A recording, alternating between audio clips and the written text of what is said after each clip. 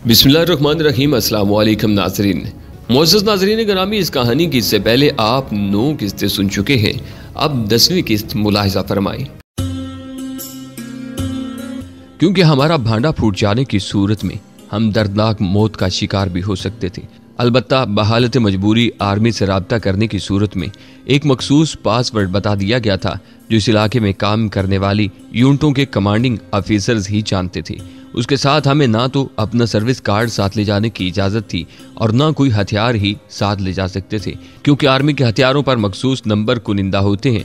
हथियार खरीदने और दूसरी ज़रूरियात के लिए हमारे अकाउंट्स में अच्छी खासी रकम ट्रांसफ़र कर दी गई थी। हमें रुखसत करते वक्त मेजर वसीम के अल्फाज ये थे, यूँ समझो कि तुम दोनों पाकिस्तान में नहीं बल्कि किसी दुश्मन मुल्क में जा रहे हो। कुछ मखसूस बंदों के बारे में तुम्हें बता दिया है, लेकिन ये याद रखना वो सिविल हैं, वो तुम्हें धोखा भी दे सकते हैं। बहुत ज़्यादा मोहतात रहना। बाकी तुम्हारे अकाउंट्स में मुंतकिल की गई रकम का मुसर्रफ सिर्फ और सिर्फ तुम दोनों का मिशन है। यहाँ तक कि वहाँ से छुट्टी आते वक्त किराया भी तुम अपने ज़ाती पैसों से अदा करोगे। बाकी वहाँ वन अल्फा नामी तुम्हारी बेहतरीन रहनुमाई के लिए मौजूद होगा। उम्मीद है मेरी बात तुम दोनों की समझ में आ गई होगी। जी सर, बैक जुबान कहते हुए हमने असबात में सर हिला दिए। कोई सवाल? नो सर, अल्लाह के हवाले। उसने खड़े होते हुए अलविदाई मुआनके के लिए बाजू फैला दिए थे। यूनिट से रुखसत होते वक्त हमें 5-5 दिन की छुट्टी मिली थी। इसके बाद हमने अपने मिशन पर रवाना होना था। जब से मुझे वजीरिस्तान जाने की बाबत पता चला था, मैंने बाल कटवाना छोड़ दिया था, क्योंकि वजीर और महसूद कौम के मर्दों के बाल भी औरतों की तरह बड़े हुए होते हैं।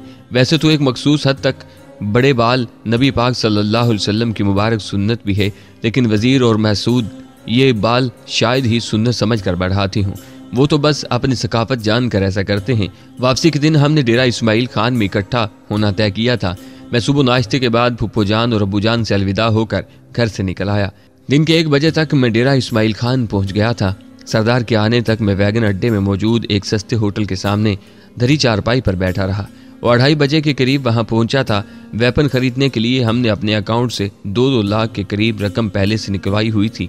वाना जाने के लिए इस अड्डे से कोई गाड़ी नहीं मिल रही थी। पूछने पर हमारी एक और बस अड्डे की तरफ रहनुमाई कर दी गई। रक्शे में बैठकर हम मतलूबा बस अड्डे में पहुंच गए थे। रस्ते में अलबत्ता हमने कुछ ज़रूरी खरीदारी भी कर ली थी, जिसमें 2 स्लीपिंग बैग और गर्म चादरें और 2 गर्म कोट वगैरह शामिल थे। वाना जाने के लिए हमें वैगन मिल गई थी। हम रात को कहीं 8-9 बजे ही वाना पहुंच पाए थे। एक मुनासिब से होटल में कमरा लेकर हमने शब बिस्तरी का बंदोबस्त किया। सरदार साहब, अब सुनाओ क्या इरादे हैं? चारपाई संभालते ही मैंने सरदार को पश्तो में मुखातिब किया। अब मैं अच्छी खासी रवानी से पश्तो बोल लेता था। फिलहाल तो आराम करना है, बहुत थक गया हूँ। सुबह ही असला वगैरह की खरीदारी हो सकेगी, इत्मीनान भरे अंदाज में कहते हुए उसने आंखें बंद कर ली थी। अच्छा मशवरा है। मैंने उसकी तायीद करने में 1 सेकंड भी ज़ाया नहीं किया था। सुबह 9-10 बजे हम वाना में मौजूद मखसूस आदमी के हुजरों में मौजूद थे। उसे अपनी पहचान करवाते हुए हमें कोई दुश्वारी पेश नहीं आई थी। कहवे से हमारी तवाज़ा करने के बाद वो सीधा मुद्दा पर आ गया। जी, क्या खिदमत कर सकता हूँ? हमें असला दरकार है। सरदार ने जवाब दिया। कौन कौन सा? 1 क्लाशिनकोफ, एक 30 बोर पिस्टल, एक ड्रैगनोव राइफल और आई काम सेट। इस मर्तबा भी उसे जवाब देने वाला सरदार ही था।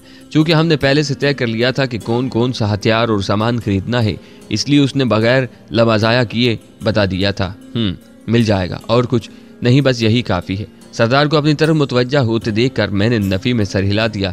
चलो भाई, ये तो अभी खरीद लेते हैं। थोड़ी देर बाद हम एक दूसरे आदमी के घर में मौजूद थे। बैठक के साथ उसने एक कमरा ऐसा बनाया हुआ था जिधर काफ़ी मिकदार में असला मौजूद था। हमारे मेज़बान करार खान से उसकी अच्छी वाकफियत थी, इसलिए बगैर किसी पूछगछ के वो हमें सीधा अपने असला खाने में ले गया। रूसी साख्त क्लाशिनकोफ, जिसकी बैरल कलमनुमा तिरछी होती है, सरदार ने अपने लिए पसंद की थी। मैंने ड्रैगनोव राइफल और दर्रे का बना हुआ 30 बोर पिस्तौल खरीद लिया था। इसका साइलेंसर भी मैंने मांगा, मगर उसके पास साइलेंसर मौजूद नहीं था। ड्रैगनोव राइफल के मैंने 100 राउंड भी खरीद लिए थे। आई काम सेट खरीदने के लिए हमें बाजार का रुख करना पड़ा। 1 सेट, 1 फालतू बैटरी और 1 चार्जर खरीद कर हम करार खान का शुक्रिया अदा करके उसी होटल में आ गए जहां हमने रात गुजारी थी। एक और रात वहीं गुजार कर हम अगले दिन वाना से आगे बढ़ गए। हमारी मंजिल शिकई का शहर था, जो वाना से करीबन 30-35 किलोमीटर के फासले पर है। आर्मी काफिले की हरकत के बारे हमें एक मखसूस शख्स से पता चलना था। रोजाना रात के 9 बजे के बाद सुबह तुलुए आफ्ताब से पहले हम चैनल 9 पर उससे राब्ता कायम कर सकते थे। शिकई एक छोटा सा शहर है। वहाँ ठहरने के बजाय हमने मज़ाफ़ात में निकल जाना मुनासिब समझा। वजीरिस्तान में हर तरफ छोटी छोटी आबादियां फैली हुई हैं। पहाड़ों की वादियों में, ऊंची ढलानों पर, नालों के किनारों पर और जंगलात में कहीं तो फक्त 3-4 घरों की आबादी है तो कहीं 50-60 और 125-200 घरानों की आबादी है। दहशतगर्दों के अड्डे ज्यादातर पहाड़ियों की बुलंदियों पर बने हुए थे। पहाड़ियों में मौजूद बड़े बड़े गार उन्हें छुपने में मदद देते थे। जिहाद का जज्बा रखने वाले असल मुजाहिदों के ठिकाने भी ऐसी ही जगहों पर बने होते हैं। इसके अलावा आबादियों में भी घर लेकर वो लोग रहाइश पजीर थे। हर आबादी का एक बड़ा होता है जिसे मलक या मशर कहते हैं। हम दोनों पैदल ही एक जानिब रवाना थे। दोपहर का खाना हमने खरीद कर पास रखा हुआ था। एक मुनासिब जगह बैठकर हमने पेट पूजा की और फिर चल पड़े। 2-3 डबल कैबिन जीपें हमारे पास से गुजरी, मगर हम लिफ्ट मांगे बगैर चलते रहे। सफेद ढले हम एक छोटी आबादी के करीब से गुजरे। कच्ची सड़क से वो आबादी कोई 200 गज दूर बुलंद हमवार जगह पर बनी हुई थी। सड़क किनारे एक शख्स गधे पर लकड़ियां लादे जा रहा था। उसका रुख आबादी ही जानिब था। वो सड़क के दाएं जानिब मौजूद जंगल से बरामद होकर हमारे आगे आगे चलने लगा था। सरदार कदम बढ़ाकर उसके करीब होते हुए मुखातिब हुआ, भाई साहब, रात गुजारने की कोई जगह मिल जाएगी? क्यों नहीं, वो खुशदिली से बोला, चलो मेरे साथ। हम जज़ाकल्लाह कहकर उसकी मईत में चल पड़े। वो पूछने लगा, कहाँ जाने का इरादा है? शवाल वादी। इस बार भी जवाब सरदार ही ने दिया था। वैसे यहाँ से शवाल वादी तक का कितना फासला होगा? उसका मजीद सवालात से बचने के लिए मैं उससे पूछने लगा। लम्हा भर सोचने के बाद उसने जवाब दिया, फासले के बारे तो वजाहत नहीं कर सकता, अलबत्ता पैदल जाते हुए 1 दिन लग जाएगा। कभी गए हो वहाँ? मैंने सवालात का सिलसिला जारी रखा। जी, 2-3 बार इत्तफाक हुआ है जाने का। उसने इस बात में सर हिलाया। और इस गांव का क्या नाम है? शहजादा खान कले। वैसे असल शहजादा खान कले पीछे वाला गांव है जिससे गुजरकर आप यहाँ तक पहुँचे हैं। इसी सवाल जवाब में हम उसके घर के करीब पहुँच गए थे। वहाँ चंद ही घर थे। घरों के करीबन दरमियान में एक चश्मा बह रहा था। उस वक्त भी 2-3 करीबुल बलूग बच्चियां वहां बैठी पानी भर रही थीं। हम उनके करीब से गुजरे थे। वो हमें हैरानी और दिलचस्पी भरी नजरों से घूर कर रह गई थीं। वहां अमूमन लोग किला नुमा घर बनाते हैं जिनकी चारदीवारी 10-11 फुट के करीब होती है। दीवार के 2 मुखालिफ कोनों में मोर्चों का होना भी जरूरी है। इस चारदीवारी के बीचों बीच वो रहायशी कमरे बनाते हैं जिनकी बुलंदी बस इतनी होती है कि आदमी आसानी से खड़ा हो सके। चारदीवारी मिट्टी की बनी होती है लेकिन बहुत मजबूत होती है। दीवार की चौड़ाई करीबन 1.5 से 2 फुट के दरमियान होती है। इतनी सीधी और हमवार गोया ईंटों से चुनाई की गई हो। दीवार को लिपाई करने की जहमत वो नहीं करते और दीवार के ऊपर सरकंडे, झाड़ियां या इस तरह की कोई और चीज रखकर ऊपर मिट्टी डाल देते हैं। इस तरह दीवारों के ऊपर पड़ने वाला बारिश का पानी दीवार पर नहीं बह पाता। अंदरूनी कमरे कच्चे या पक्के ब्लॉकों के बने होते हैं। छतों में लकड़ी के बड़े बड़े शहतीर इस्तेमाल करते हैं। लकड़ी की इस इलाके में कोई कमी नहीं है। हमारे मेजबान का नाम करीम खान था। उसका घर भी रिवाज के मुताबिक बना हुआ था। हमारे लिए बैठक का दरवाजा खोलकर वो अंदर चला गया।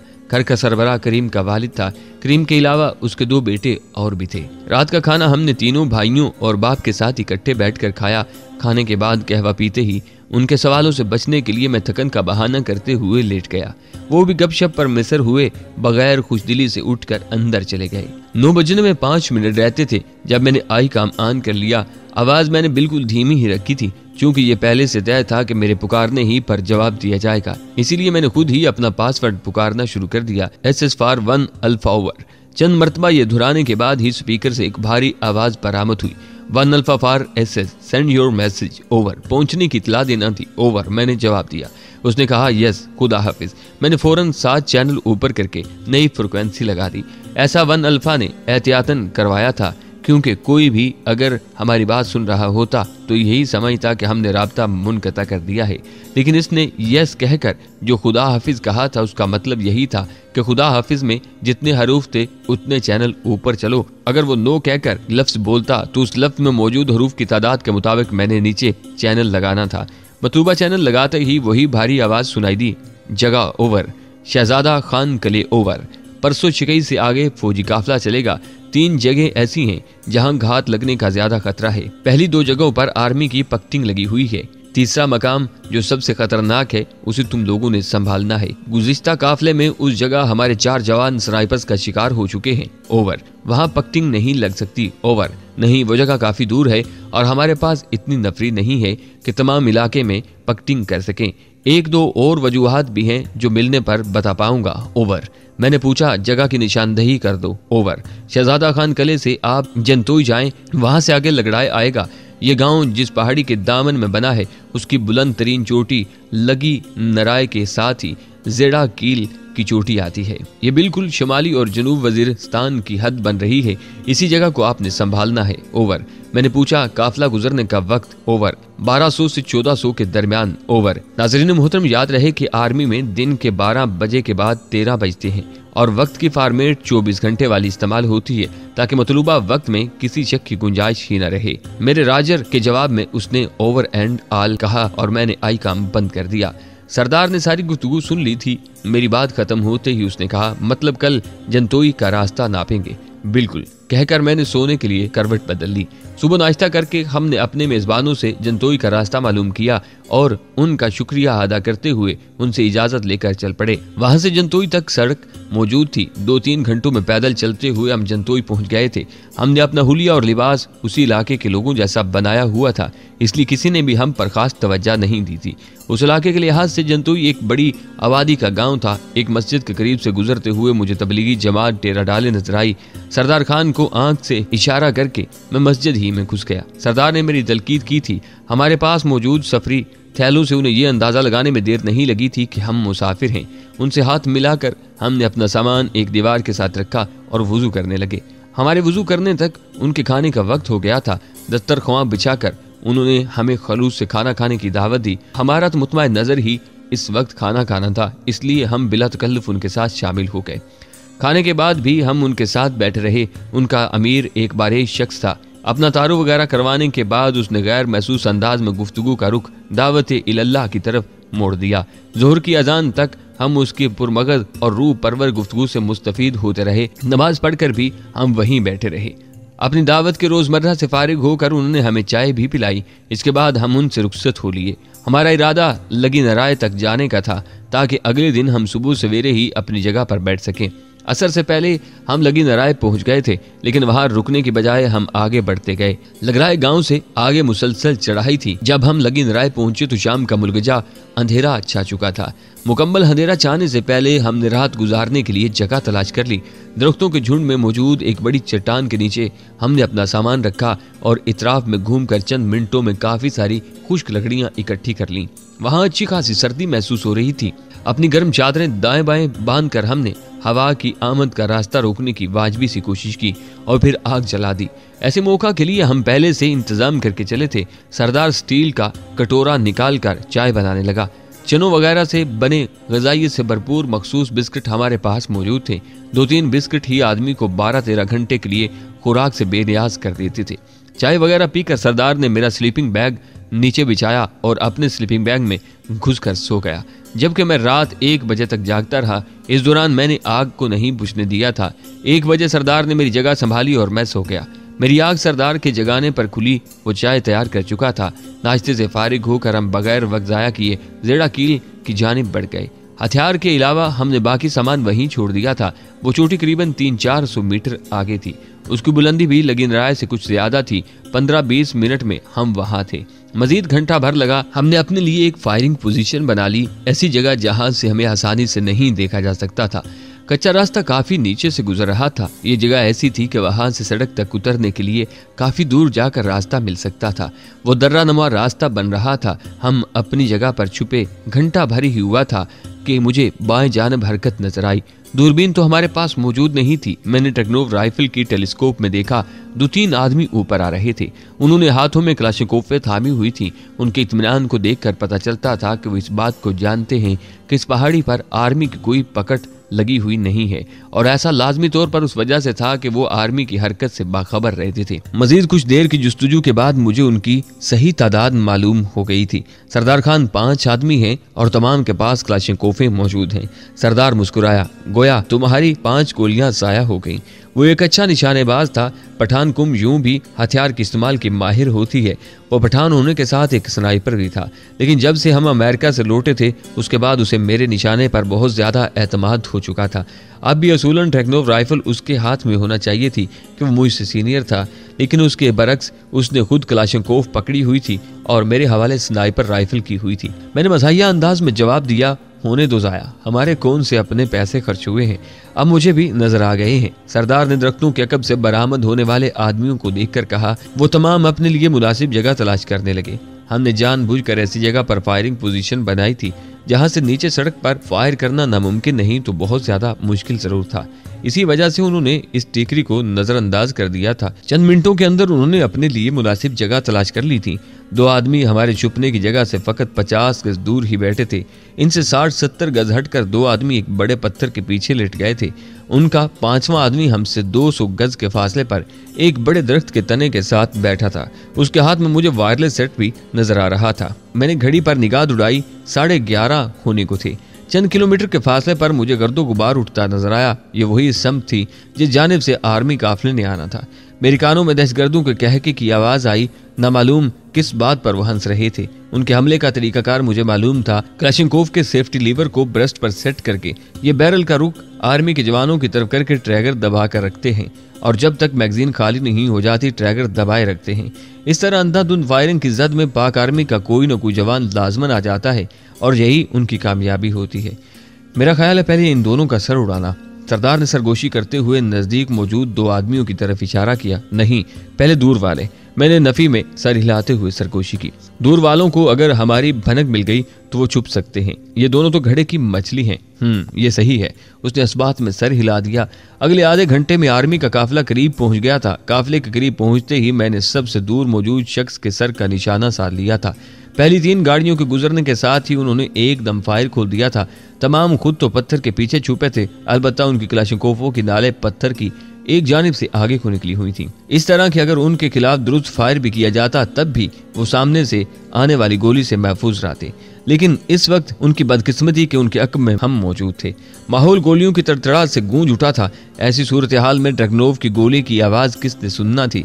मेरे ट्रैगर दबाते ही उनका पहला आदमी लुढ़क गया था। वो जिस तने की आड़ में बैठा था वहीं नीचे ढलान की तरफ मुंह करके गिर पड़ा था। अगली 2 गोलियों ने 100 गज दूर पड़े दोनों आदमियों की खोपड़ियों में सुराग कर दिए थे। सरदार ने भी क्लाशिनकोव तैयारी हालत में पकड़ी थी, मगर यह सिर्फ हिफ्ज़े मातुकद्दम के तौर पर था। आर्मी के जवानों ने जवाबी फायरिंग शुरू कर दी थी, इसलिए फायरिंग की आवाज कानों के पर्दे फाड़ रही थी। हमारे नजदीक पड़े दोनों जवान अभी तक अपनी साथियों की हलाकत से नावाकिफ थे। मैंने उनकी बेखबरी से फायदा उठाते हुए एक के सर में गोली उतारी। इस मर्तबा उसके साथी को पता चल गया था। उसने हरासा नजरों से अपने साथी की खून में लथपथ लाश देखी। उसके साथ ही उसकी नजरें अपने दूसरे साथियों की तरफ उठी। उन्हें बेहिस्स हरकत देकर वो झुके झुके अंदाज में वहां से दूर हटने लगा। इन बहादुरों की हिम्मत बस इतनी ही होती है कि चुप कर फायर करो और जब देखो कि आगे से ईंट का जवाब पत्थर से मिल रहा है तो फिर भागो। उन्होंने भी घात के लिए जो जगह चुनी थी उसके हक में भागने का वसी रास्ता मौजूद था। अकबी ढलान से उतर कर वो जहां मर्जी चाहे जा सकते थे। इन घने जंगलों में हाथ की लकीरों की तरह फैले नदी नालों, गारों, खंडरों और समंदर की लहरों की तरह हदे निगाह नजर आने वाले पहाड़ी सिलसिलों में चंद अफराद को ढूंढना जितना मुश्किल है, इसका अंदाजा हर वो शख्स आसानी से लगा सकता है जिसने इन इलाकों को देखा हुआ हो। मैंने उसे चंद कदमों से ज्यादा आगे नहीं जाने दिया था। ड्रैगनोव की गोली उसके कोहले में लगी थी। वो मुंह के बल गिर पड़ा था। सरदार, इसे जिंदा पकड़ना है। ठीक है बास, उसने मजाहिया अंदाज में कहा। यूं भी उसे जिस जगह गोली लगी है अब घसीट कर ही कहीं जा सकता है। अचानक कान फाड़ देने वाला धमाका हुआ और हमसे 200 गज दूर मार्टन गन का गोला लगा। मैंने मतहोश अंदाज में नीचे झांका। आर्मी के जवानों ने एक बड़ी चट्टान के हक में मार्टन गन लगाई थी। मैंने जल्दी जल्दी आइकाम ऑन किया। SS for alpha over, send your message over. मुझे पहली कॉल के जवाब में 1 अल्फा की आवाज सुनाई दी। 1 अल्फा, आप काफिले के साथ हैं? ओवर। मैंने बेसब्री से पूछा। हाँ साथ हूँ। तो तुम्हें सुन रहा हूँ ना, वरना इतनी दूर तक आवाज कहाँ जाती है? ओवर। तो फिर जल्दी से मार्टर का फायर रुकवाओ। यहाँ अब हम 2 ही बच गए हैं। 5 बंदे थे, सारे जहन्नम वासिल हो चुके हैं। ओवर। गुड कहकर खामोशी छा गई। उसी वक्त एक और गोला पहले गोले से 50 गज हमारी तरफ लगा था। 1 alpha for SS over. Yes, मैंने मुख्तसर कहा। फायरर को रुकवा दिया गया है। एंड वेट, उसने बात दरमियान में छोड़ दी थी। एक लम्हे की खामोशी के बाद उसकी आवाज दोबारा उभरी। SS, हमारे दाएं जानब पहाड़ी पर कुछ स्नाइपर मौजूद है। ओवर। लोगों को उस तरफ आड़ में कर लो, देखता हूँ। ओवर। सराह से जवाब देते हुए मेरी निगाहें सामने की पहाड़ी पर घूमने लगी। जवाब देते हुए मेरी निगाहें सामने की पहाड़ी पर घूमने लगीं। खुशकिस्मती से सूरज मेरी पुश्त पर चमक रहा था। मेरी निगाहें ऐसी जगह को तलाशने लगीं जहां एक ऐसा स्नाइपर जिसने नीचे गहराई में मौजूद हदफ को निशाना बनाना हो अपना ठिकाना बना सकता था। एसएस, 2 आदमी जख्मी हो चुके हैं, ओवर। अल्फा की आवाज में गहरा गम छुपा था। उसे जवाब देने की बजाय मेरी नजरें सामने पहाड़ी पर सरगर्दां थीं और फिर शीशे की चमक ने मुझे अपनी जानिब मुतवज्जा किया। मैंने बगैर ताखीर के टेलीस्कोप साइड के अरसे से उस समत देखा। सब्जे का ढेर मुझे ये बावर करवाने के लिए काफी था कि वहां 2 स्नाइपर मौजूद थे। उनके छुपने का अंदाज जाहिर कर रहा था कि वो बाकायदा स्नाइपर की तरबियत हासिल कर चुके हैं। सरदार, सामने वाली पहाड़ी पर मौजूद दरख्तों के झुंड के साथ वाली टीकरी का फासला मेरे ख्याल में तो 800 मीटर होगा, नहीं 1000 मीटर से कम नहीं है। उसने फौरन जवाब दिया। चूंकि हमारे पास लेजर रेंज फाइंडर फासला नापने वाला आला मौजूद नहीं था, इसलिए मैं अंदाजे वाला कुलिया इस्तेमाल कर रहा था। ठीक है, 900 रेंज लगा दी है। मैंने फौरन अपने और इसके अंदाजे का औसत निकालते हुए 900 रेंज लगाई और उस सब्जे के ढेर पर शस्त साध ली। अचानक मुझे हल्की सी हरकत दिखाई दी। शायद उसने सर ऊपर उठाकर देखने की कोशिश की थी। मेरी उंगली ने फौरन ट्रैगर की आजादाना हरकत को पूरा किया। हल्के से धमाके के साथ मैंने उठे हुए सर को नीचे गिरते देखा। ऐसा 2 सूरतों में हो सकता था, या तो उसे गोली लग गई थी या वो अगली गोली से बचने के लिए लेटा था। लेकिन उसके साथ बड़े ढेर में हरकत होती देखकर मुझे यकीन हो गया था कि मेरा पहला अंदाजा दुरुस्त था। वो मेरी गोली का शिकार हो चुका था। मैंने अंदाजे से बिल्कुल सही रेंज लगाई थी। दूसरे बेवकूफ ने एकदम उठकर भागने की कोशिश की थी। ड्रैगनोव राइफल आम स्नाइपर राइफल के बरक्स सेमी ऑटोमेटिक है, इसलिए मुझे राइफल को बार बार काक करने की जरूरत नहीं थी और जमीन से उठकर उसने यूं भी मुझे ज्यादा हदफ मुहैया कर दिया था। यकीनन गोली उसकी गर्दन के थोड़ा नीचे दोनों कंधों के बीच में लगी थी। वो मुंह के बल गिर गया था। SS for alpha, over. Send your message, over. Alpha की आवाज में गुस्से की आमेज़ साफ महसूस की जा सकती थी। हदफ को कामयाबी से निशाना बना दिया गया है। आप अपना सफर जारी रखें, over. Good, over and all. उसके लहजे में गुस्से की जगह इत्मीनान और खुशी ने ले ली थी। सरदार, अपने दोस्तों को संभालो। यस बॉस, कहकर वो थोड़ी दूर ऊंधे लेटे दुश्मन की तरफ बढ़ गया। मेरी नजरें चारों जानिब सरगर्दा रहीं। मुमकिन था कोई छुपा हुआ शिकारी हमारी ताक में होता, मगर सरदार को बखैरों को भी उस जख्मी के पास पहुंचते देखकर मैंने इत्मीनान भरा सांस लिया था। उसे यहाँ ले आओ, मैंने सरदार को आवाज दी और सर हिलाते हुए नीचे पड़े दुश्मन का हाथ पकड़कर उसे मेरी जानब घसीट कर लाने लगा। वो नंग धड़ंग इंसान इसी लायक था, इसलिए मैं भी सरदार के तरीके से मुत्तफिक था। सरदार ने उसे टीकरी की जड़ में फेंका। मैं नीचे उतरकर उनके करीब पहुंच गया। वो बुरी तरह करा रहा था। मैंने पांव की ठोकर से उसे सीधा लिटाया। उसके चेहरे के नकूश दर्द की शिद्दत से बिगड़ गए थे। उसके साथ ही उसकी आंखों में खौफ और नफरत भरे तासरात को महसूस करना मुश्किल नहीं था। मैंने उसके जख्म पर पांव रखकर जोर से दबाया। आह! उसके मुंह से बेसाख्ता दर्द भरी आह निकली। ओह, माजरत ख्वाह हूँ, शायद दर्द हो रहा है। मैंने अफसोस भरे अंदाज में सर हिलाया। तुम किसके आदमी हो? उसने बामुश्किल अपनी कराहों पर काबू पाकर बिगड़े हुए लहजे में दरियाफ्त किया। मैंने कुछ पूछा था। मैंने दोबारा उसकी मजरूब जगह पर पूरे पांव का दबाव डाला। जमीर खान, उसने दर्द से चिल्लाते हुए अपना नाम दोहराया। तो किसके कुत्ते हो? इस मर्तबा भी मैंने उसके जख्म को अपने पांव के दबाव का निशाना बनाया। तो तुम अच्छा नहीं कर रहे सरदार कबील खान, तुम लोगों को छोड़ेगा नहीं। दर्द से तड़पते हुए भी वो धमकी देने से बाज नहीं आया था। ये 5 सरदार कबील खान के आदमी थे। मैंने अपनी हरकत दोहराते हुए अगला सवाल पूछा। हाँ, और खुदा के लिए मैं बात का जवाब दे दूंगा, यूं ना करो। जख्म पर मुसलसल पड़ने वाले दबाव से उसकी टांग रेशे के मरीज के हाथों की तरह कांप रही थी। वो सामने पहाड़ी पर जो 2 आदमी मौजूद थे वो भी कबील खान के आदमी थे। इस मर्तबा मैंने उसके साथ अकड़ों बैठते हुए पूछा। इन 5 के अलावा मुझे नहीं मालूम कि सरदार का कोई और बंदा यहाँ मौजूद था। सरदार खान, इसके हाथ बांध कर लाशों की तलाशी लो और तमाम हथियार इकट्ठे कर लो। मैं जरा इन स्नाइपर्स का जायजा लेकर आता हूँ। सरदार ने मुंह बनाया। क्या जरूरत है उनका जायजा लेने की? वो दोनों मुझे तरबियत याफ्ता स्नाइपर लग रहे थे, इसलिए उनके बारे जानना जरूरी है। नेफे में 30 बोर पिस्तौल की मौजूदगी का यकीन करते हुए मैं उस तरफ बढ़ गया जहां से नीचे उतर सकता था। आर्मी का काफिला वहां से निकल गया था। सामने वाली पहाड़ी का हवाई फासला तो 800-900 मीटर था, लेकिन दरमियान में एक नाला पड़ता था। इस वजह से जमीनी फासला ज्यादा बन रहा था। फिर इस मुकाम से बराह रास्त नाले में उतरना भी मुश्किल था। उसके लिए मुझे 300-400 मीटर दाएं जाना पड़ा था। वहां से नाले में उतरकर मैं तेज से चलते हुए मतलूबा पहाड़ी की जानिब बढ़ गया था। यूं भी इस इलाके में दौड़ना करीबन नामुमकिन ही है, क्योंकि ऑक्सीजन की कमी की वजह से सांस बहुत ज्यादा फूल जाता है। उतराई में जाते हुए तो फिर भी कुछ न कुछ दौड़ा जा सकता है, चढ़ाई चढ़ते हुए तो ऐसा सोचना ही बेवकूफी है। मैं नाले में आगे बढ़ता गया। मुनासिब ढलान आते ही मैं ऊपर चढ़ने लगा। दरमियान से कुछ ऊपर पहुंचते ही मैंने पिस्तौल हाथ में पकड़ लिया था। मतलूबा जगह के करीब पहुंचकर मैं दबे कदमों आगे बढ़ने लगा।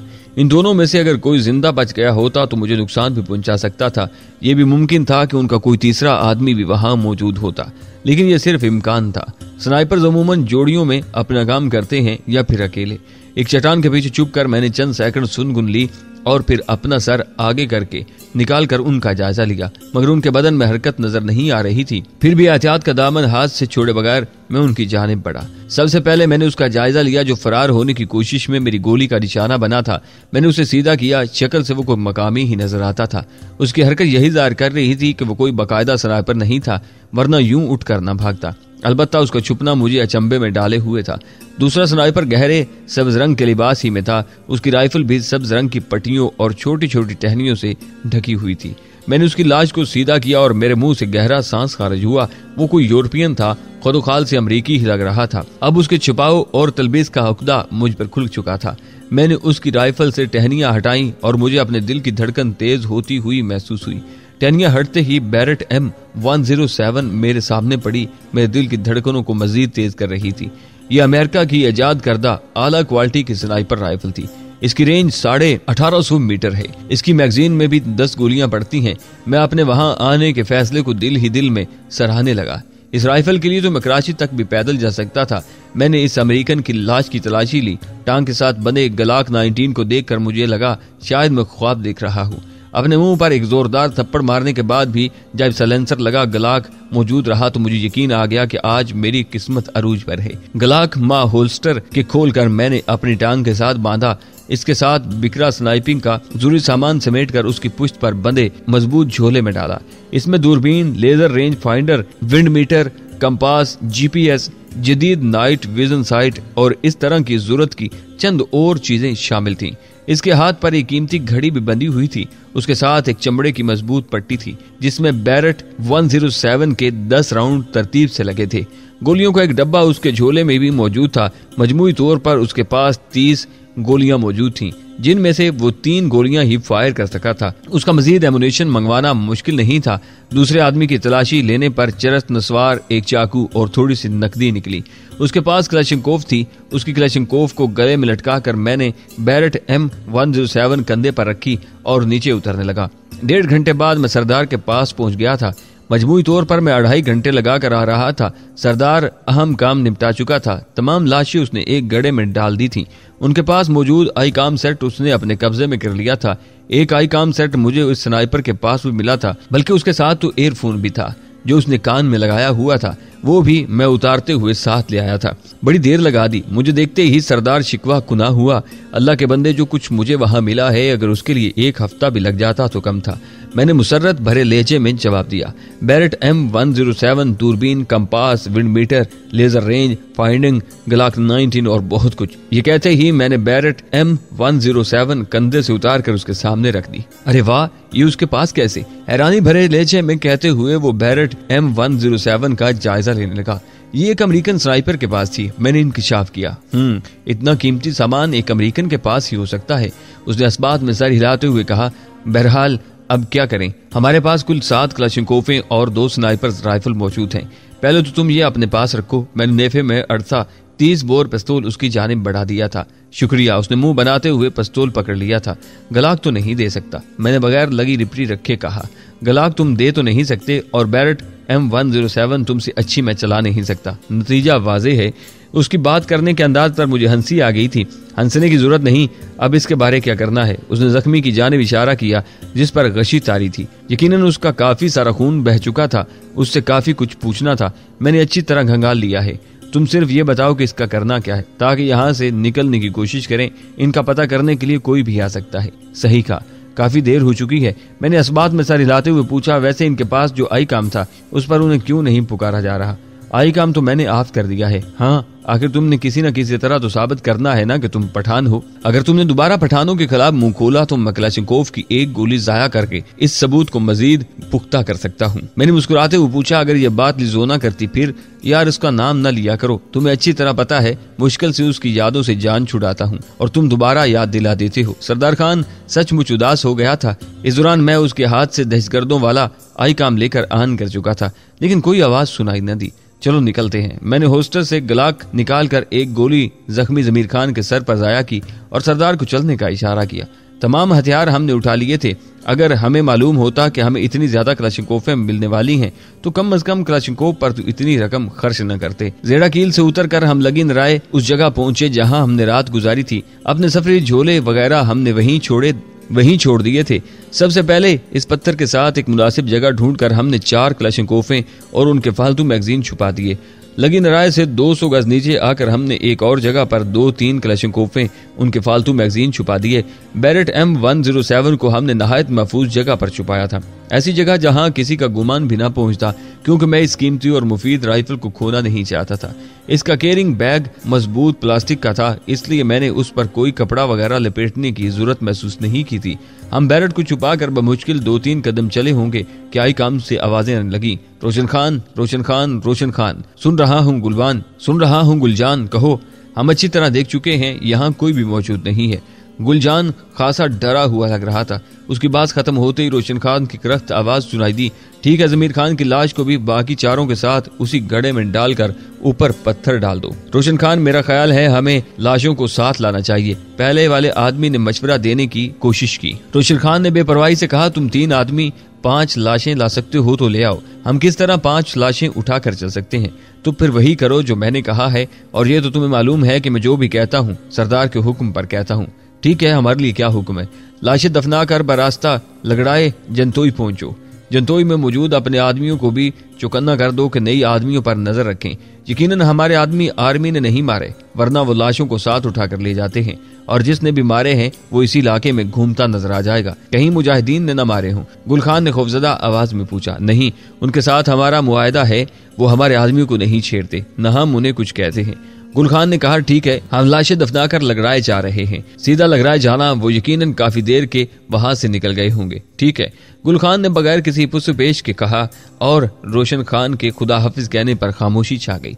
हमारा रुख उस वक्त लगराए ही की जानिब था। उनकी गुफ्तगू सुनते ही मेरे कदम रुक गए थे। शायद तुम लगराए नहीं जाना चाहते। सरदार, मेरा इरादा भांप गया था, क्या इन हालात में वहां जाना मुनासिब होगा? मैंने जवाबन दरियाफ्त किया। तो फिर? उसने गेंद मेरे कोर्ट में रहने दी थी, वहीं चलते हैं जहां गुज़िश्ता शब गुजारी थी। ख्याल रहे उस तरफ से दुश्मन के आदमी भी मौजूद हैं। नहीं, शाम का अंधेरा छा रहा है, यकीनन वो जेड़ा कील से सीधा लगड़ाए का रुख करेंगे, लेकिन लगिन राय पर आने का उनका कोई जवाब नहीं बनता। यूं भी उन्हें इस बात का हुक्म दिया गया है कि वो सीधा लगड़ाए का रुख करें। ठीक है, सरदार ने इस बात में सर हिलाया और हम वापस लगिन राय की जानिब बुलंदी की तरफ बढ़ने लगे। ऊपर पहुंचने तक अंधेरा काफी गहरा हो गया था। सरदार ने अंधेरे में ठोकर खाते हुए पूछा, टार्च जला लूं? नहीं, मैं इख्तियात का दामन हाथ से नहीं छोड़ना चाहता था। मुझसे ठोकरें नहीं खाई जाती, जिद्दी लहजे में कहते हुए सरदार ने टार्च जला ली। अचानक क्लाशनिकोव काक करने की हल्की सी आवाज मेरे कानों में पड़ी। झुक जाओ। सरदार के हाथ से टार्च छीनते हुए मैं नीचे लेट गया था। क्या हुआ? उसने हकलाते हुए हैरानी भरे लहजे में पूछा, लेकिन मेरे जवाब देने से पहले क्लाशनिकोव की तड़तड़ाहट ने उसकी हैरानी दूर कर दी थी। बाएं जानब चलो, सरदार को कहकर मैं झुके झुके अंदाज में उस तरफ बढ़ गया। ये कौन हो सकते हैं? सरदार ने मेरे साथ आगे बढ़ते हुए दबे लहजे में पूछा। मैंने जवाब दिया, यकीनन ये वही हैं जो कह रहे थे कि रास्ते में वक्त जाया किए बगैर लगराए पहुंचो। ये अल्फाज मेरे होंठों पर थे कि उसी जगह 2-3 और ब्रेस्ट आए। कबीर खान, हम पहुंच गए। एक चीखती हुई आवाज हमें दाएं और थोड़ा नीचे की तरफ से आई थी। तुम इतने यकीन से कैसे कह सकते हो? सरदार ने दुश्मनों की बात पर ध्यान दिए बगैर उलझन आमेज लहजे में पूछा। बिल्कुल ऐसा ही है सरदार खान, उन्होंने हमें बेवकूफ बनाया है। मेरे अंदाजे के मुताबिक रोशन खान और गुल खान की सारी गुफ्तगू फर्जी थी। दोनों पास बैठे हुए ये बकवास कर रहे थे ताकि अगर हम यहीं छुपे हुए हों तो इत्मीनान से छुपे रहें, और ये बात वो बड़े इत्मीनान से उसी चैनल पर कर रहे थे जो उनके हलाक होने वाले साथी ने अपने वायरलेस सेट पर लगाया हुआ था। उसी वक्त इकट्ठी 2 गन्ने चलने की आवाज आई थी। उसका मतलब है उनकी तादाद भी 3 से ज्यादा होगी। पत्थर की एक बड़ी चट्टान के पीछे रुकते हुए सरदार ने पूछा। बिलाशुबा, मुख्तसर कहते हुए मैंने ड्रैगनोव को हाथ में पकड़कर काक कर लिया। सरदार ने क्लाशनिकोव पहले से तैयार हालत में पकड़ी हुई थी। मैंने सेट ऑन करके एयरफोन की लीड उसमें लगाकर कान में अड़स ली। अब सेट की आवाज दूर तक सुनाई नहीं दे सकती थी। इसके साथ ही मैंने सेट ऑन किया, लेकिन खामोशी छाई हुई थी। मैं चैनल तब्दील करने लगा। चैनल 19 पर मुझे मतलूबा गुफ्तगू सुनाई देने लगी। मैंने सिर्फ 2 आदमी देखे हैं और दोनों गालबन मशरक की तरफ भागे हैं। ठीक है, तुम उसी जगह मौजूद रहो। तुम्हारे साथ दूसरा कौन है? पूछने वाला रोशन खान था। उसने मुख्तसर कहा, बिस्मिल जान। इस मर्तबा उसे जवाब देने के बजाय वो किसी दिलबर खान को पुकारने लगा। सुन रहा हूँ। दिलबर खान ने जवाब देने में देर नहीं लगाई थी। शायद उनका रुख तुम्हारी तरफ है। 2 आदमी हैं, कोशिश करना जिंदा हाथ लग जाएं, नहीं तो उड़ा दो, लेकिन भागने ना पाए, वरना सरदार कबील खान हमारी जान को आ जाएगा। बेफिक्र रहो, दिलबर खान ने एतमाद भरे लहजे में जवाब दिया। नासिर खान, तुम्हारे पास कितने आदमी हैं? इस मर्तबा वो एक और आदमी को मुखातिब हुआ था। 10 आदमी हैं कमांडर। जवाब देने वाला लाजमन नासिर ही था। 5 आदमी नाले के सामने भी भेज दो, ताकि वो नाले में उतरे तो मुकम्मल घेरे में हों। ठीक है, नासिर खान ने जवाब दिया। अजमत जान, तुम्हारे साथ 8 आदमी थे। वो बाकायदा किसी फौजी कमांडर की तरह अपने महतातों से बात कर रहा था। जी कमांडर। अजमत नामी शख्स ने जवाब देने में ताकीर नहीं की थी। वो तमाम अहकाम के इस्तेमाल के साथ साथ पहाड़ी इलाके में जंग के तरीकाकार से भी अच्छी तरह वाकिफ थे। मेरा ख्याल है उन आदमियों के साथ लगराई की तरफ आने वाला कोई आदमी बचकर नहीं निकल सकेगा। जी कमांडर। अजमत जान ने पुरअतमाद लहजे में जवाब दिया था। सरदार खान, बुरे फंसे दोस्त। मैंने साथ बैठे सरदार खान को दबी आवाज में सूरत हाल से आगाह किया। इन पहाड़ियों को उन्होंने चारों तरफ से घेरा हुआ है। सरदार ने एतमाद भरी सरगोशी से जवाब दिया, अगर उनके पास 100 बंदे भी हों तब भी इन पहाड़ियों को नहीं घेर सकते। बात तो ठीक है, लेकिन फिलहाल हम घेरे में हैं दोस्त। लगराई की तरफ नीचे उतरने के बारे क्या ख्याल है? सरदार ने मशवरा देने वाले अंदाज में पूछा। मैंने नफी में सर हिला दिया। नहीं, उस जानब कोई अजमत जान 8 आदमियों के साथ हमारा मुंतजिर है। वैसे तुम्हारा मशवरा मानकर मैंने बहुत बड़ी बेवकूफ़ी का सबूत दिया है। मैं हंसा। इसके बजाय अगर तुम ये कहो कि मेरा मशवरा मानकर तुमने पठान होने का सबूत दिया है तो कैसा रहेगा? राजा ज़ीशान हैदर साहब, एक बात बता दूं, अगर हम रात के अंधेरे में उनके गहरे से ना निकल सके तो दिन की रोशनी में हमारा भागना नामुमकिन हो जाएगा। उसकी बात रद्द करने के काबिल नहीं थी। सही कहा। मैंने उस बात में सर हिलाया। कोई सिगरेट सुलगा रहा है। सरदार ने मुझे हल्के से शोले की जानिब मुतवज्जा किया।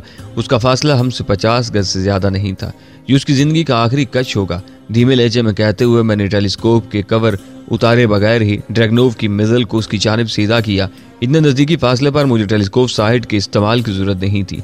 ट्रैगर दबाते ही धमाके की गूंज के साथ एक दर्द भरी करा ने मुझे बता दिया कि मेरा निशाना कामयाब रहा था। उसी वक्त कलाशनिकोव का अंधाधुंध फायर उस पत्थर की जानिब आने लगा था। सरदार नीचे लेटकर इस समत जाना है जिधर से फायर आ रहा है। मैंने सरगोशी की, गोया मुझे एक बार फिर पठान होने का सबूत देना पड़ेगा। दबी आवाज में हंसते हुए उसने कहा, मेरा मतलब है तुम्हारी बात मानकर।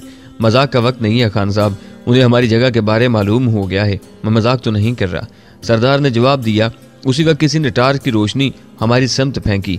वो शायद हमारे छुपने की जगह का जायजा लेना चाहता था। वो इस बात में कामयाब भी हो गया, लेकिन जिंदगी की बाजी हार गया। वो बेवकूफ़ शायद यह नहीं जानता था कि रोशनी पर निशाना साधना कितना आसान होगा।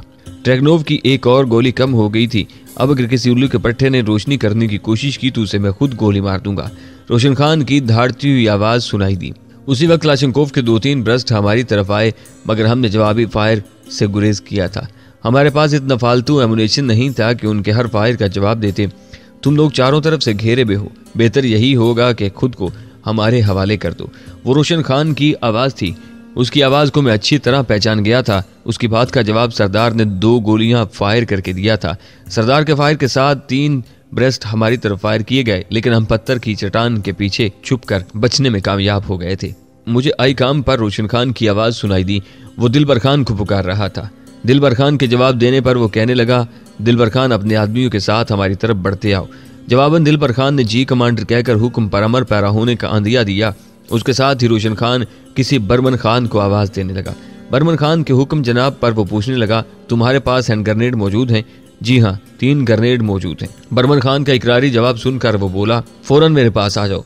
मैं इस वक्त लगी नराई की बुलंदी पर खड़ा हूँ। कमांडर, 5-10 मिनट लग जाएंगे, मैं मुंतजिर हूँ। कहकर रोशन खान खामोश हो गया था। सरदार रोशन खान किसी आदमी से हैंड ग्रेनेड मंगवा रहा है। यकीनन उसका इरादा हमारे खिलाफ हैंड ग्रेनेड इस्तेमाल करने का है, इसलिए जितना जल्दी हो यहाँ से निकलना चाहिए। मेरा ख्याल है सामने के बजाय दाएं जानिब चलते हैं। सरदार ने मशवरा दिया। मैंने नफी में सर हिलाया। उस तरफ तंग नाला है, अगर इसमें उतर गए तो चूहेदान में फंस जाएंगे। उन्होंने नाले को पहले से घेरा हुआ है, मुकम्मल नहीं उतरते, ढलान पर होकर जेड़ा कील की जानिब बढ़ने की कोशिश करते हैं। अगर रोशन खान पार्टी की हद बंदी से गुजर गए तो आगे जाना मुश्किल नहीं होगा। सरदार अपनी बात पर मिसर रहा। लगता है एरिज़ोना के साथ 2 माह गुजार कर तुम में थोड़ी अकल आ गई है। उसने पूछा तो चलें, इससे पहले कि हैंड ग्रेनेड का सामना करना पड़ जाए। मेरे पीछे रहना और तुम फायर न करना। मेरे पास साइलेंसर लगा पिस्तौल मौजूद है, किसी भी अचानक नमूदार होने वाले हदफ को मैं खुद संभाल लूंगा। उससे बात करते हुए मैंने ड्रैगनोव राइफल की स्लिंग सर से गुजार कर अपनी छाती के सामने लाई। इस तरह की राइफल मेरी पुश्त पर बंधे थैले पर मजबूती से ठहर गई। साइलेंसर लगाकर 19 मैंने हाथ में थाम लिया था। ठीक है, सरदार ने कहा, और उसका जवाब सुनते ही मैं झुके झुके अंदाज में आगे बढ़ गया। हम जिस चट्टान के पीछे दुबके थे उसके सामने रोशन खान ने मोर्चा बना रखा था। उसकी अकबी जानिब दिलबर खान अपने आदमियों के साथ आ रहा था।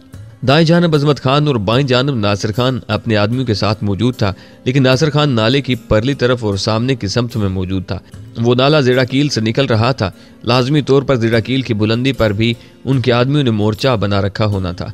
रोशन खान जैसे शातर से बाइद था कि उसने वो समत नजरअंदाज कर दी हो, लेकिन जेड़ा कील की परली जानिब अगर हम पहुंच जाते जिस तरफ अमेरिकन स्नाइपर्स मेरा निशाना बना था तो हमारा निकलना मुश्किल नहीं था। नाले में 10-15 गज नीचे जाकर हम उसी ढलान पर मुतवाजी आगे बढ़ने लगे। हवा काफ़ी तेज़ रफ्तारी से चल रही थी और ये हवा जहां सर्दी में इजाफे का बाइस बन रही थी, वहीं हमारे लिए इसी लिहाज से नहायत मुफीद थी कि हमारी हल्की फुल्की आहट दुश्मन को सुनाई नहीं दे रही थी। हम 30-35 गज ही आगे बढ़े होंगे कि एक जोरदार धमाका सुनाई दिया। यकीन उन्होंने ग्रेनेड फेंका था। जाना ना, मेरा ख्याल है उन कमीनों का काम तो हो गया। मुझे हल्की हंसी के साथ किसी की आवाज़ सुनाई दी। हमारे इस्तकबाल के लिए उस जानिब भी रोशन खान ने अपने आदमी खड़े किए हुए थे। हमारी खुशकिस्मती के हवा जेड़ा कील की जानिब से हमारे रुख चल रही थी, इसलिए वह आवाज़ आसानी से सुनाई दे गई थी। सरदार ने भी वो आवाज़ सुन ली थी। हम दोनों दब कर नीचे बैठ गए। उसी वक्त एक और जोरदार धमाका हुआ। उन्होंने हिफ्ज़े मुतकद्दम के तौर पर एक और ग्रेनेड भी फेंक दिया था। सरदार को वहीं ठहरने का इशारा करके मैं रेंगता हुआ आगे बढ़ा। उनकी बातें करने की धीमी आवाज़ मेरी रहनुमाई कर रही थी। जल्द ही उनके हेवले मुझे नजर आ गए थे। उनका रुख हमारी जानिब था। उसी वक्त मेरे कान में लगे रिसीवर में रोशन खान की आवाज़ उभरी और साथ ही वही आवाज़ मुझे उन आदमियों के पास मौजूद आईकाम से भी आ रही थी। तमाम पार्टियां होशियार रहें, वो यहाँ से गायब हो चुके हैं। उसका मतलब है फिर बच गए कमीने। मुझे वही पहले वाली आवाज़ सुनाई दी और इसके साथ ही मैंने गलाग सीधा करते हुए मुसलसल 2 मरतबा ट्रैगर दबा दिया। ठक ठक की आवाज़ के साथ 2 दर्द भरी कराहें बुलंद हुई। मैं ज़मीन से उठकर तेज़ी से आगे बढ़ा। सरदार ने भी मेरी तलकीद की थी। उनके तड़पते अजसाम को फलांगते हुए हम आगे बढ़ गए। 10-15 गज आगे जाते ही हम दोबारा बुलंदी चढ़ने लगे। ढलान से हमवार सतह पर आते ही हम तेज़ी से जेड़ा कील की जानिब बढ़ गए थे। नासिर खान, तैयार हो जाओ, मेरा ख्याल है वो नाले में उतर गए हैं। हम तैयार हैं कमांडर, नासिर की पुरहतमाद आवाज़ उतरी। हम जेड़ा कील की बुलंदी पर चढ़ने लग गए थे। वो लगी नाराय से इतनी ज्यादा बुलंद नहीं थी। गुलखान, तुम्हारे साथ कितने आदमी हैं? रोशन खान किसी नए बंदे को पुकार रहा था। हम 2 आदमी हैं कमांडर, गुलखान की आवाज़ सुनाई दी। बर्मन खान, तुम अपने साथ एक आदमी को लेकर गुलखान के पास पहुंचो। ठीक है कमांडर, बर्मन ने जवाब दिया। अब मालूम नहीं बर्मन खान इस वक्त कहाँ था। चढ़ाई खत्म होने के करीब ही हम दबे कदमों चलने लगे। उसी वक्त सरदार के पांव के नीचे एक पत्थर आकर लुढ़क गया। हम फौरन लेट गए। ये बर वक्त लेटना हमारे काम आ गया था। उसी वक्त एक ताकतवर टार्च की रोशनी उस तरफ आई। सरदार मेरे आगे था। उसने एक लम्हा जाया किए बगैर कलाशनकोव का फायर खोल दिया। तड़तड़ाहट की आवाज में एक चीख भी शामिल थी। टार्च समेत वो ऊंधे मुंह गिरा। टार्च अभी तक रोशन थी। सरदार, इधर हो जाओ। एक करीबी पत्थर की आड़ लेते हुए मैंने सरदार को सरहद से पुकारा। उसी वक्त रोशन खान भी अपने आदमी से पूछने लग गया था, गुलखान, फायर तुमने किया है? गुलखान गरीब जिंदा होता तो जवाब देता। सरदार एक सेकंड भी जाया किए बगैर लेटे लेटे ही लड़कते हुए मेरे करीब पहुंचा और उसी वक्त किसी ने कलाशनकोव का फायर खोल दिया। कलाशनकोव मुसलसल गरजने लगी। उसने उस वक्त तक ट्रैगर से उंगली न उठाई जब तक ट्रच की आवाज के साथ कलाशनकोव खाली न हो गई। हम पत्थर के पीछे सिमट कर लेटे हुए थे। अगर वो पत्थर न होता तो यकीनन हम मारे गए थे। ट्रच की आवाज सुनते ही मैंने कहा, सरदार फायर। उसने लेटे लेटे मतलूबा जानिब कलाशनकोव की नाल करते हुए ट्रैगर दबा दिया। मुसलसल धमाकों की वजह से हमें पता नहीं चला था कि वो फायरिंग कामयाब हो गई थी या नाकाम। आई काम पर रोशन खान मुसलसल गुलखान को पुकार रहा था। मैगजीन खाली होते ही सरदार ने नई मैगजीन लगाते हुए कलाशनकोव काक की। लेकिन राय की जानिब से 2-3 ब्रस्ट फायर हुए। यकीनन वो उसी जानिब ही बढ़ते चले आ रहे थे। सरदार, खतरा तो मोल लेना पड़ेगा। मैं उठकर थोड़ा दाएं मुड़ा और झुके झुके अंदाज में आगे बढ़ने लगा। सामने से फायर न आते देखकर मैं समझ गया था कि सरदार की गोलियां रायगां नहीं गई थी। जेड़ा कील की बुलंदी चढ़ते ही मैंने उस तरफ का रुख किया जहां से मैं दिन को उतरकर अमेरिकन स्नाइपर वाली पहाड़ी पर चढ़ा था। सरदार मेरे पीछे ही दौड़ता हुआ आ रहा था। अक्कब में मौजूद मुझे मुसलसल फायरिंग की आवाजें सुनाई दे रही थीं। रोशन खान ने नासिर खान को चंद बंदे उस जानिब भेजने का हुक्म दिया। साथ ये भी बता दिया था कि जेड़ा कील पर उनका कोई आदमी बाकी नहीं बचा। मैं और सरदार ठोकरे खाते किसी न किसी तरह उस जगह पहुंच गए जहां से मैं दिन को नीचे उतरा था। वो रास्ता काफी हमवार था, उस पर छिद्रे छिद्रे दरख्त भी मौजूद थे। जल्दी ही हम नीचे कच्ची सड़क पर पहुंच गए थे। हम तेज रफ्तारी से जेड़ा कील से दूर हटने लगे। आगे वो नाला इंग्लिश के लफ्ज वाई की तरह दोशाखा हो गया था। हमने मशवरे से बाएं जानिब इख्तियार कर ली थी। तेज रफ्तारी से हरकत करने के बायस हमारे सांस फूल गए थे। जेड़ा कील की जानिब से अब भी फायरिंग की आवाजें आ रही थी, लेकिन आई काम खामोश था। शायद वो किसी दूसरे चैनल पर शुरू हो गए थे। मैंने चैनल तब्दील करना शुरू कर दिया। जल्द ही रोशन खान की मनहूस आवाज फिर से मेरे कानों में पड़ने लगी। वो इन्हें 3 पार्टियों में बांटकर एक पार्टी को लगराए का रुख करने का कह रहा था। दूसरी पार्टी को उसने वो समत बताई कि जिस तरफ हम दोनों रवाना थे, और तीसरी नासिर खान वाली पार्टी को उसी नाले पर तैनात रखा था। मुझे ये पता नहीं चल सका था कि उसने चैनल कैसे तब्दील कराया था, क्योंकि मैंने पिछले चैनल पर उसके मुंह से कोई कोड वर्ड कोई लफ्ज नहीं सुना था। घड़ी पर निकाह डालने पर हिंद से 9:15 बजे का ऐलान करते नजर आए। मैंने अंदाजा लगा लिया कि शायद 9 बजे के बाद उन्हें पहले से चैनल तब्दील करने का बताया हुआ था। पहले वाला चैनल 9 बजे तक ही इस्तेमाल होना था। वायरलेस सेट को इस्तेमाल करते वक्त इस तरह के चुटकुले हर कोई आजमाता रहता है। मैंने सरदार को तफसील बताते हुए कहा, सरदार खान, अब हमारा मुकाबला रोशन खान के 1/3 लश्कर से है। सरदार ने दांत पीसते हुए जवाब दिया, जिस वक्त भी ये रोशन खान हाथ लगा, इसे तो मैं अपने हाथों से गोली मारूंगा। मैंने पीछे मुड़कर देखा, दूर टार की रोशनी नजर आ रही थी। हमने अपने कदमों की रफ्तार तेज कर ली। एक लिहाज से हमारी रफ्तार को इस वक्त फोकियत हासिल थी कि उन्होंने हमें तलाश करते हुए आगे बढ़ना था, जबकि हम इर्द गिर्द का जायजा लिए बगैर आगे बढ़ते जा रहे थे। मुसलसल तेज रफ्तारी से सफर करते हमें 3 घंटे होने को थे। शैतान की आंत की तरह का वो लंबा नाला अब ऊपर को बुलंद होने लगा था। अचानक 50-60 गज के फासले पर एक ताकतवर टार की रोशनी हम पर पड़ी। हमने नीचे लेटने में एक लम्हा भी नहीं लगाया था। उसी वक्त सामने से एक ब्रस्ट फायर हुआ। ये वही ग्रुप है या उनके कोई और साथी हैं? सरदार हकलाया, जो भी हैं अब तो बुरे फंस गए हैं खान जी। मैं आहिस्ता आहिस्ता पीछे को खिसका। टार्च एक बार फिर रोशन हुई और इस रोशनी में चंद कदम आगे लगी कांटादार तार को देखते ही मेरा दिल खुशगवार अंदाज में धड़कने लगा। सरदार खान, ये आर्मी की कोई पोस्ट है, मैंने खुशी से बेकाबू लहजे में कहा, और इसके साथ ही मैंने जेब से टार्च निकालकर बार बार जलाकर टार्च का इशारा करने लगा। कौन? दबंग लहजे में पूछा गया। हम दोस्त हैं, दुश्मन नहीं। सरदार को उठने का कहकर मैं हाथ बुलंद करके खड़ा हो गया। पिस्तौल मैंने होल्स्टर में रख लिया था। सरदार भी कलाशंकोव जमीन पर रखते हुए मेरे साथ हाथ बुलंद करके खड़ा हो गया। आगे आ जाओ, उसी आवाज ने हमें पुकारा और हम हाथ बुलंद किए आगे बढ़ने लगे। कांटादार तार के दरमियान एक जगह रास्ता बना नजर आ रहा था। हम उसी से गुजरकर आगे बढ़ने लगे। हम टार्च वाले से 10-15 गज दूर पहुंचे होंगे कि उसने अगला हुक्म सादर किया, रुक, अपने हथियार और सामान यहीं छोड़ दो। हमने बेचूं चरा उसके कहने पर अमल किया। अब आगे बढ़ो। हथियार और थैले जमीन पर रखते ही हमें दोबारा आगे बुलाया गया था। नजदीक पहुंचने पर हमें 3 फौजी नजर आए। एक ने हाथ में टार्च थाम रखी थी, जबकि 2 के हाथों में हथियार थे। एक अपना हथियार स्लिंग अप करके आगे बढ़ा और हमारी तलाशी लेने लगा। तलाशी के बाद उनके सीनियर ने एक सिपाही को हमारा सामान लेने भेजा, जो हम उनके हुक्म पर पीछे छोड़ आए थे। थोड़ी देर बाद हम पोस्ट कमांडर के सामने खड़े थे। वो एक जूनियर ऑफिसर था। जी जनाब, अपना तारुफ करवाएं। उसने हल्की सी मुस्कुराहट से पूछा। हमारे पुरअतमाद लहजे में की जाने वाली बातचीत से उसे अंदाजा तो हो गया था कि हम दुश्मन नहीं थे। मैं अपने आई काम के सेट पर किसी से आपकी बात करवाना चाहता हूँ, बात करवाओ। उसने इजाजत देने वाले अंदाज में सर हिलाया। उसका जवाब सुनकर एक बंदे ने आई काम सेट मेरी जानिब बढ़ा दिया।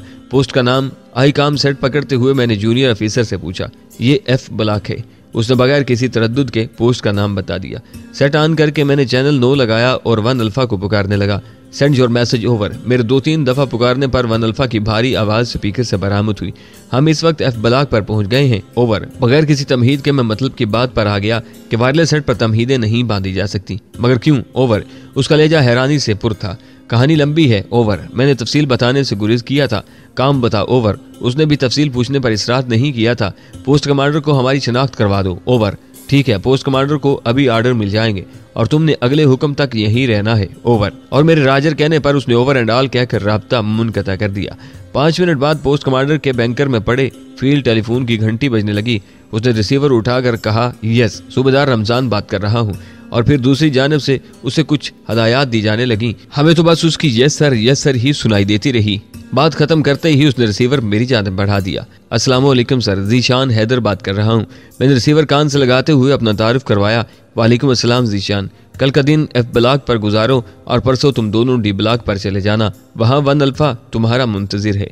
डी ब्लॉक का रास्ता तुम्हें सूबेदार रमजान से मालूम हो जाएगा। और मेरे ठीक है सर कहने पर उसने खुदा हाफिज कहकर राब्ता मुनक़ता कर दिया। यकीनन आप लोगों ने खाना नहीं खाया होगा। मेरे रिसीवर रखते ही सूबेदार रमजान मुस्तफसर हुआ। जी सर। सरदार ने इस बात में सर हिला दिया। एक आदमी को खाना लाने का कहकर वो हमसे गपशप करने लगा। हमारी दिन भर की कार्रवाई चूंकि अपनी फौज के लिए कोई राज की बात नहीं थी, इसलिए हमने उसे मुकम्मल तफसीलात से सब कुछ बता दिया। सारी तफसील सरदार ने सुनाई थी। उसकी बात खत्म होते ही सूबेदार रमजान ने बाकायदा हमें गले लगाकर हमारी पीठ थपथपाई थी। गर्म गर्म रोटियों और भेड़ के गोश्त से खूब लुत्फ अंदोज होने के बाद हमने मिल्क पाउडर की बनी चाय पी और बिस्तर में घुस गए। सारे दिन की भागदौड़ के बाद सख्त थकन महसूस हो रही थी। वज़ीरिस्तान ने हमें काफी अच्छे अंदाज में खुशामदीद कहा था। किस्मत अच्छी थी, वरना सरदार कबील खान के आदमियों ने हमें मारने में कोई कसर बाकी नहीं छोड़ी थी। अगला पूरा दिन हम एफ ब्लॉक पर आराम करते रहे। दोपहर के वक्त हमने सूबेदार रमजान से डी ब्लॉक का रास्ता मालूम कर लिया था, जहां 1 अल्फा हमारा मुंतजिर था। उसने एक दूर पहाड़ी की जानिब इशारा किया और साथ हमें वहां तक जाने के रास्ते के बारे में तफसीलात से बताने लगा। अगली सुबह का इंतजार करने के बजाय हम शाम का खाना खाकर डी ब्लॉक की जानिब चल पड़े थे। अमेरिकन स्नाइपर का कंपास मेरे पास मौजूद था। यूं भी उसकी घड़ी में भी एक जदीद कंपास फिट था। डी ब्लॉक का फासला वहां से 9-10 किलोमीटर के बकदर था। वो पोस्ट एफ ब्लॉक से ज्यादा ऊंचाई पर वाक़या थी। कंपास की मदद से हम ऊंचे नीचे रास्तों और खुश्क नालों को अबूर करते हुए रात 12 बजे के करीब डी ब्लॉक के करीब पहुंच गए थे। संतरी को अपनी पहचान करवाने के थोड़ी देर बाद ही हम 1 अल्फा से मुआनका कर रहे थे। वो 35-36 साल का खुशपोश नौजवान था। उसका ताल्लुक एक खुफिया एजेंसी से था। उसका रैंक मेजर और नाम औरंगजेब खटक था। वो हमसे बड़े तबाक से मिला। गुज़िश्ता दिन की तफसीलात सुनकर उसने हमें एक बार फिर शाबाश दी और मतलब की बात पर आ गया। कबील खान का ताल्लुक वजीर कौम से है और इसके पास 1500-1600 का लश्कर लड़ाका लोग मौजूद हैं। उसका असल इलाका वादी शवाल में मौजूद गाँव अलामखील है, जहाँ तक अभी आर्मी नहीं पहुंची। ये इंडियन एजेंसी राह का खास पुर्जा है। दूसरी एजेंसियां भी इससे काम लेती रहती हैं। बहरहाल ज्यादा अरसा बच नहीं सकेगा। तुम दोनों को एक खास काम के बाद इसकी सरकोबी के लिए जाना होगा। वादी शवाल में हमारे 3 आदमी मौजूद हैं, लेकिन वो खुलकर तुम्हारा साथ नहीं दे पाएंगे। वो बस राब्ते का एक जरिया ही है। इनमें सबील खान नामी आदमी तुम्हारे साथ राब्ते में रहेगा। उससे भी तुम SS के कोड नाम से चैनल 7 पर राब्ता कर सकते हो। वो अपना कोड नाम अल्फा 2 बताएगा। सरदार ने पूछा, खास काम क्या है सर? यहाँ एक बुलंद चोटी जकीरा टाप है, जहाँ दहशतगर्दों के 2 स्नाइपर मौजूद हैं। इनमें से एक का नाम जुलजदीन है और दूसरे को मुर्शिद के नाम से जाना जाता है। तुम्हें यकीनन हैरानी होगी कि ये जुलजदीन नामी आदमी पाक आर्मी की कमांड बटालियन से भगोड़ा होकर दहशतगर्दों के साथ शामिल हो चुका है। यूनिट में किसी अफीसर से इसका झगड़ा हुआ और ये बागी होकर दहशतगर्दों के पास चला गया और फिर यहाँ रुपए पैसे की वाफर दस्तियाबी ने उसे मजीद शह दी। ये दोनों बहुत अच्छे स्नाइपर हैं। हमारे शहीद होने वाले जिस जवान के सर में गोली लगी हो तो हमें मालूम हो जाता है कि ये जुलजदीन की फायर की हुई गोली है और छाती में लगने वाली गोली को मुर्शिद की हरकत माना जाता है। जंगल टॉप पर दहशतगर्दों के मजबूत मोर्चे बने हुए हैं। हेलीकॉप्टर की शेलिंग भी वहां फायदा नहीं पहुंचा सकती। वहां सबसे खतरनाक यही 2 आदमी हैं। उन्हें किस तरह निशाना बनाना है ये आप दोनों की सवाबदीद पर मुनहसर है। वैसे जुलजदीन का नाम मैंने सुना हुआ है। मैंने तायदी अंदाज में सर हिलाते हुए कहा। कमांडोज के साथ एक कोर्स के दौरान इसकी गायबाना तारीफ सुनी थी। सही पहुंचे। मेजर औरंगजेब ने इस बात में सर हिला दिया। अगर हम दोनों जंगल टॉप पर जाकर खुद को दहशतगर्द जाहिर करें तो यकीनन उन्हें आसानी से जहन्नम हासिल कर सकेंगे। सरदार ने ख्याल जाहिर किया। नहीं, पहली बात तो यह है कि ये लोग बहुत शातिर हैं, किसी नए आदमी पर एतमाद नहीं करते और इनके पास आने वाले दहशतगर्द किसी सरदार या एजेंसी की वसासत से आते हैं। यूं नहीं कि कोई भी आदमी मुंह उठाकर उनके पास पहुंच जाए। हमारे जो आदमी उनमें शामिल हैं वो भी हमने जाने कितनी मुश्किलों से उनका हिस्सा बनाए हैं। दूसरा जो आदमी करीब जाकर किसी दहशतगर्द को हलाक करेगा, खुद उसका बचना भी नामुमकिन हो जाएगा और मैं तुम दोनों जैसे तरबियत याफ्ता और बेहतरीन स्नाइपर्स को इतने सस्ते में कुर्बान नहीं कर सकता। शुक्रिया सर। मैं उसकी पुरखुलूस बात सुनकर बोला, वैसे जखीरा टॉप के करीब कोई ऊंची चोटी मौजूद नहीं है। ज़ेड़ा कील से शुमाल की जानब एक बुलंद चोटी वचा नराय है, जिसका जखीरा पोस्ट से हवाई फासला 1.5 किलोमीटर से कुछ ज्यादा ही है। लेकिन वो ऐसी जगह है जहां फौज पोस्ट नहीं बना सकती, क्योंकि एक तो पानी का नजदीक तरीन चश्मा भी उससे इतनी दूर है कि रोजमर्रा जरूरियात का पानी वहां तक पहुंचाना नहायत मुश्किल हो जाता है। इसी तरह वहाँ गाड़ी का रास्ता भी मौजूद नहीं है, इसलिए राशन भी जखीरा नहीं किया जा सकता। उसके बेस में पोस्ट बनाने में ये कुबाहत है कि दहशतगर्द आर्जी तौर पर वचा नराय की चोटी पर चढ़कर आर्मी को निशाना बना सकते हैं। इस तरह की चंद और मजबूरियां भी हैं। अलबत्ता तुम लोग इस चोटी को आर्जी तौर पर अपने मकसद के लिए इस्तेमाल कर सकते हो और यकीनन उसके लिए तुम्हें हैवी स्नाइपर्स भी दस्तयाब होगी, क्योंकि इस जगह से जखीरा टॉप ड्रैगनोव की रेंज से बाहर होती है। मैंने हंसते हुए कहा, आज मारा जाने वाला अमेरिकी स्नाइपर हमारे लिए बैरेट M107 का तोहफा छोड़ गया है। Barrett M107? मेजर औरंगजेब के लहजे में हैरानी थी। मैं वजाहत करते हुए बोला, जी हाँ, ये भी हैवी स्नाइपर ही है। तुम लोगों के पास नजर तो नहीं आ रही?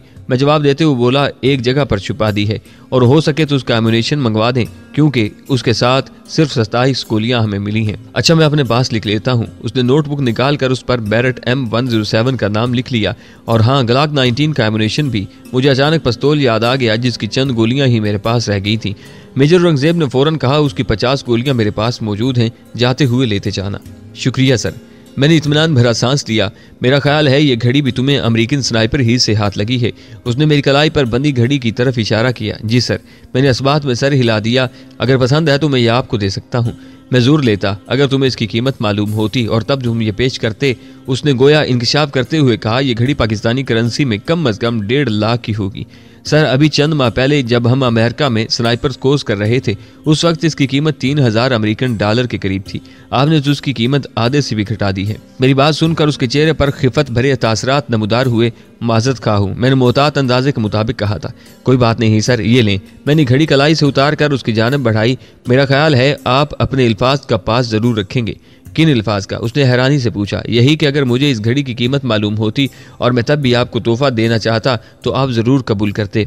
वो फीकी मुस्कुराहट से बोला, मैंने सोचा शायद तुम नावाकफियत की बुना पर मुझे दे रहे थे। नहीं, मैं इसलिए आपको दे रहा था कि आपके हाथ पर ये अपनी पहचान करा सकेगी।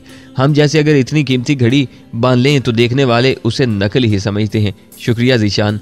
इस मरतबा वो घड़ी मेरे हाथ से लेकर अपनी कलाई पर बांधने लगा।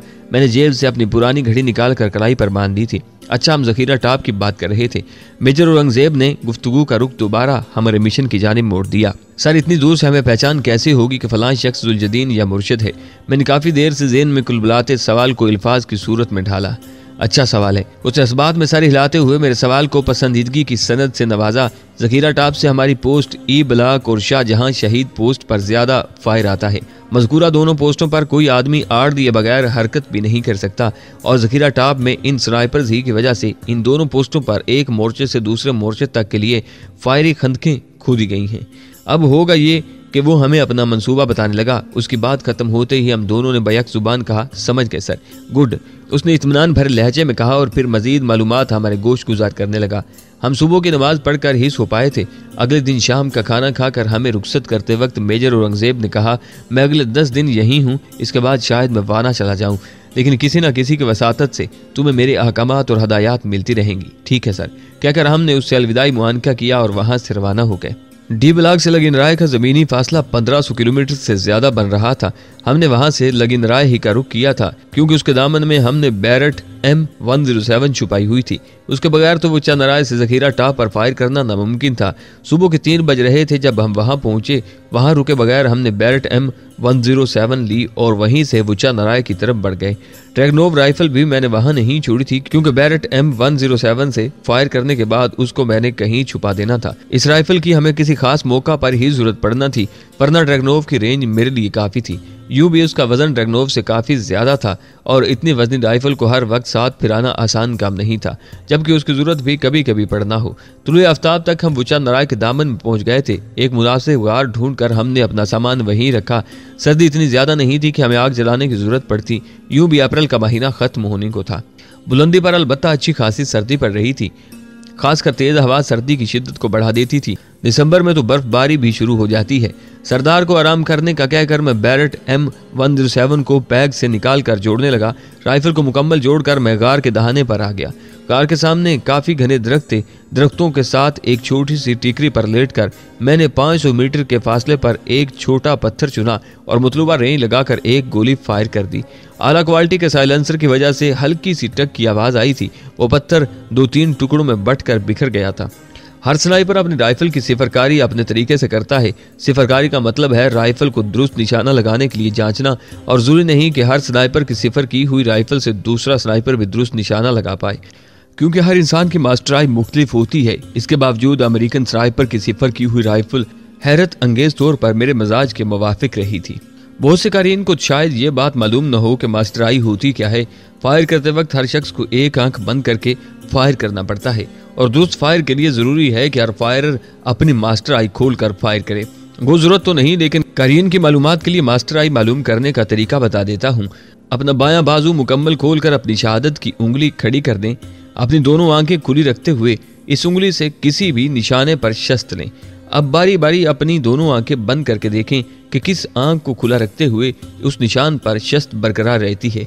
बस वही आपकी मास्टर आई है। एक गोली 1000 मीटर के फासले पर फायर करके मैंने राइफल के सिफर होने का यकीन किया और वापस गार में पलट आया। बैग खोलकर सामान का जायजा लेते हुए बेख्तियार अपना सर पीटने लगा। उसमें रखी NSV-80 clip on night vision site मेरा मुंह चिढ़ा रही थी। 2-3 दिन पहले ज़ेडाकील पर अगर ये साइट हम इस्तेमाल करते तो रोशन खान पार्टी के कई बंदों को निशाना बना सकते थे। हालांकि अमेरिकन स्नाइपर से सामान कब्जा करते वक्त मैंने अच्छी तरह NSV-80 clip on night vision site को देखा था, लेकिन जब जरूरत पड़ी उस वक्त यह साइट ज़हन ही से निकल गई थी। ये एक बेहतरीन साइट है और स्नाइपर्स पर लगाकर इससे रात के अंधेरे में भी फायर किया जा सकता है। बहरहाल जो बेवकूफ़ी होना थी वो तो हो चुकी थी, इस पर मातम करने का कोई फायदा नहीं था। गार के ठंडे फर्श पर पांव पिसार कर मैंने अपने सफरी थैले से चिनों के बने हुए गजाइयत से भरपूर बिस्किट निकाल कर खाना शुरू कर दिए। बिस्किट खाकर मैंने गार से बाहर जाकर खुश्क लकड़ियां इकट्ठी की और आग जलाकर चाय बनाने लगा। सरदार अपनी मर्जी से दोपहर को 12 बजे उठ गया था। उसके बिस्तर से निकलते ही मैं लेट गया। थकावट से यूं भी आंखें बंद हो रही थी। सरदार की आवाज देने पर आंख खुली तो शाम का मुलगजा अंधेरा छा चुका था। रात के वक्त वो चंद्राय की बुलंदी तय करने का कोई फायदा नहीं था। ये काम अगले दिन पर उठाकर हमने वो रात भी उसी गार में गुजार दी। सुबह सवेरे हम बिल्कुल ताज़ा दम थे। चाय पीकर हमने वुचा नाराय की चढ़ाई पर कदम रख दिए। जखीरा टाप से उसकी बुलंदी जरा ही कम थी, लेकिन उसकी चढ़ाई नहायत दुश्वार गुजार और खतरनाक थी। मुसलसल ऊपर चढ़ते हुए हमें 2 घंटे लग गए थे। वुचा नाराय की चोटी ऐसी थी कि वहां रहाइश नहीं बनाई जा सकती थी। उस जगह हवा भी काफी तेज चल रही थी।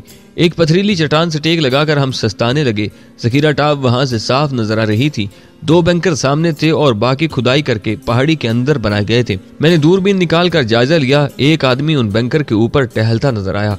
आई काम पर मैंने ई बलाग से राब्ता किया।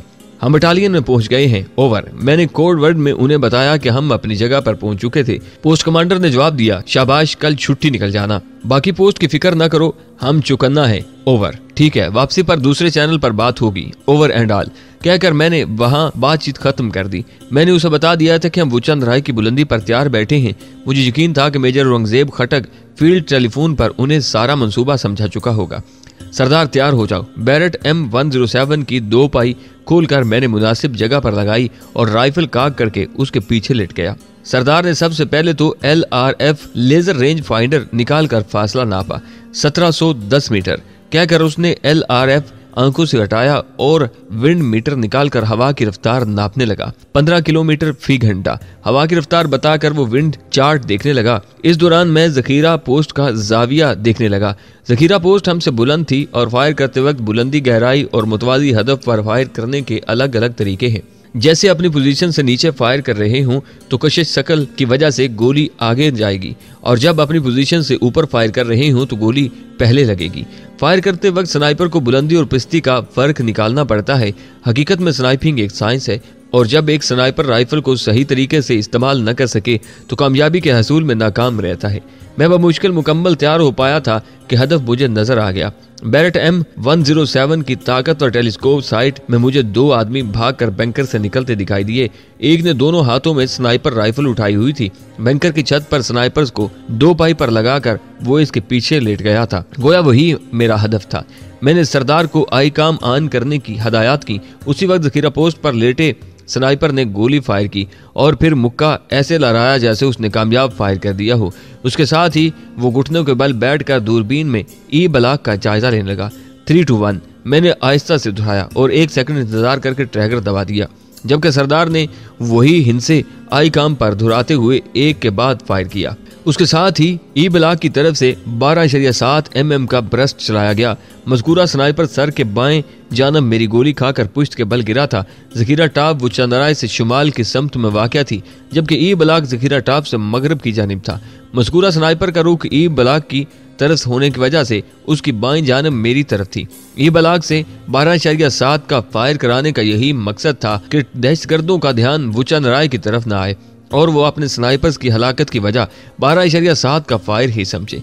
ये अलहदा बात के जरा सा गौर करने पर वो हकीकत की तह तक पहुंच सकते थे। सरदार खुशी से चहका, राजा साहब तुम्हारे फायर की तारीफ किए बगैर रहा नहीं जाता। शुक्रिया यार, कहकर मैंने टेलीस्कोप के अरसे से आंख पीछे हटा ली। वो अपने साथी की लाश लेकर नीचे उतर गए थे। Control for E block over. सरदार से आई काम लेकर मैं ई ब्लॉक को पुकारने लगा। ई ब्लॉक फॉर कंट्रोल, हमारा एक आदमी स्नाइपर की गोली से शहीद हो गया है। ओवर। हमें तो 12.7 mm के फायर की आवाज सुनाई दी थी। ओवर। 12.7 mm से जवाबी फायर हमने किया है। ओवर। ठीक है, मोहतात रहो, एक ही सेंट्री को गोली लगी है, दूसरे को नहीं। ओवर। मैंने कोड वर्ड में बता दिया था कि एक स्नाइपर को मैं कामयाबी से निशाना बना चुका हूँ। ठीक है सर, हम फिलहाल शहीद होने वाले की लाश को अगली पोस्ट तक पहुंचाने का बंदोबस्त करते हैं। ओवर। कल तक खुदा हाफिज। Over and all. मैंने उसे बता दिया था कि अगली कार्रवाई कल होगी, क्योंकि आई काम वगैरह पर गुफ्तगू बिल्कुल महफूज नहीं थी और हर वक्त किसी और के सुनने का खदशा रहता है। इसलिए हमने सारी गुफ्तगू यूं की कि कोई अगर सुन भी रहा हो तो यही समझे कि आर्मी का आदमी दहशतगर्दों की गोली का निशाना बन चुका है। हालांकि हकीकत में ऐसा कुछ नहीं था। उन्होंने कपड़ों और रोई वगैरह से इंसान के ऊपरी जिस्म का पुतला बनाया था, यूं कि उसे मुकम्मल संतरी का रूप दिया गया था। कमर से नीचे एक डंडा बांधकर एक आदमी उस डंडे को पकड़कर फायरी खंदक में छुपकर उस पुतले को यूं दाएं बाएं हरकत देने लगा जैसे कोई संतरी छत पर टहल रहा हो। यह हमने चारे के तौर पर इस्तेमाल किया था, क्योंकि इससे पहले भी यही होता था कि यूं ही कोई फौजी सामने नजर आता, ज़खीरा टॉप से फौरन स्नाइपर का फायर आ जाता। हमारी चाल कामयाब रही थी। फौजी को छत पर टहलते देखकर जुल्जदीन या मुर्शद दोनों में से कोई एक फौरन उसे शिकार करने को भागा। यूं मुझे आसानी से पता चल गया कि वहां पर स्नाइपर कौन है। उसके अलावा इतनी दूर से तो किसी की पहचान मुश्किल थी। हम अपना सामान समेटकर बुलंदी से थोड़ा नीचे उतरे। दरख्तों के झुंड के दरमियान हम रात गुजारने की जगह बनाने लगे। गो उतरे तो हम जनूब की तरफ से थे, लेकिन रात गुजारने की मुनासिब जगह हमें शुमाल की जानिब मिली थी। जगह बनाकर मैं आई काम से छेड़खानी करने लगा। मुख्तलिफ चैनल तब्दील करके मैं दुश्मन की बात सुनने की कोशिश करने लगा। एक चैनल पर रोशन खान की मध्यम आवाज सुनाई दी, लेकिन वो जिस आदमी से बात कर रहा था उसकी आवाज नहीं आई थी। रोजमर्रा की चंद बातें करने के बाद उसकी आवाज भी गायब हो गई। एक दो चैनल पर कोई आम आदमी एक दूसरे से गुफ्तगू करते नजर आए। चूंकि मोबाइल फोन इस इलाके में मौजूद नहीं था, इसलिए आम लोग भी आई काम को राब्ते के जरिए के तौर पर काम में लाते हैं। गो इसकी रेंज इतनी ज्यादा नहीं होती, लेकिन चंद किलोमीटर के फासले पर बात हो जाना भी गनीमत ही होता है कि पहाड़ी इलाके में तो चंद किलोमीटर का फासला तय करना भी मुश्किल हो जाता है। मैं ज्यादा देर उसी शुगल को जारी न रख सका। यूं भी ख्वामख्वाह आई काम की बैटरी को इस्तेमाल करना मुनासिब नहीं था। रात को हमने आग जलाई रखी। अगले दिन 11:30 बजे के करीब हम दोबारा बुलंदी के सफर पर रवाना हुए। वापसी के लिए हमने वही रास्ता इस्तेमाल किया जिससे नीचे उतरे थे। अपनी जगह पर हम पहुंचने ही वाले थे कि शू की आवाज के साथ एक गोली मेरे काफी करीब से गुजरती हुई हमारे अक्ब में मौजूद चट्टान से टकराई। मैंने लेटने में देर नहीं लगाई थी। गोली के पत्थर से टकराने की आवाज सरदार भी सुन चुका था। वो भी फौरन जमीन बोस हो गया था। बाल बल बचे हैं राजा साहब, सरदार इत्मीनान भरा सांस लेते हुए बोला। यकीनन ज्यादा फासले की वजह से निशाना खता हुआ है। नहीं, सरदार ने नफी में सर हिलाया। वो बेवकूफ बेसब्री का मुजाहरा कर गया है। अगर वो हमारे रुकने का इंतजार कर लेता तो शायद कामयाब हो जाता। रिंग कर पत्थर की आड़ लेते हुए मैंने बैरेट M107 की टेलीस्कोप साइट के डस्ट कवर उतारे और ज़खीरा टॉप का जायजा लेने लगा। यकीनन अपने साथी के सर की बाईं जानब लगी हुई गोली की वजह से उन्हें मालूम हो गया था कि उन पर किस जानिब से फायर किया गया है। हम बेखबरी में मार खा गए होते, लेकिन फासले के ज्यादा होने और हमें हरकत के दौरान निशाना बनाने की बेवकूफ़ी की वजह से वो कामयाब नहीं हो पाया था। क्योंकि हरकती हदफ को निशाना बनाना नामुमकिन नहीं तो बहुत ज्यादा मुश्किल जरूर है। सूरज करीबन हमारी पुश्त पर चमक रहा था। हवा बिल्कुल थमी हुई थी। जल्द ही मुझे टेलीस्कोप साइट के शीशे की चमक दिखाई दे गई थी। मुखालिफ स्नाइपर करीबन छत से चिमटा हुआ था, लेकिन उसकी टेलीस्कोप साइट का शीशा अपनी चमक की वजह से वाज़ेह नजर आ रहा था। उसी वक्त एक और गोली हमारे सामने पड़े पत्थर की जड़ में लगी। मेरी राइफल की टेलीस्कोप साइट पर अभी तक गुज़िश्ता कल वाली एलिवेशन और डिफ्लेक्शन लगी थी। कल चूंकि काफी हवा चल रही थी, इसीलिए मैंने डिफ्लेक्शन नाब को विंड चार्ट की रीडिंग के मुताबिक घुमा दिया था। आज हवा साकिन थी। मैंने फौरन डिफ्लेक्शन नाब को घुमाकर 0 रीडिंग पर लगाया और दुश्मन की टेलीस्कोप साइड के अदसे पर शस्त बांध ली, क्योंकि टेलीस्कोप के आई ग्लास पर लाजमन स्नाइपर्स की आंख ने होना था। सांस रोकते हुए मैंने ट्रैगर दबाया। सरदार ने आंखों से दूरबीन लगाई हुई थी। गोली की ठक होते ही उसने कहा, लें जी राजा साहब, मिशन मुकम्मल। दूसरा स्नाइपर भी गया जान से।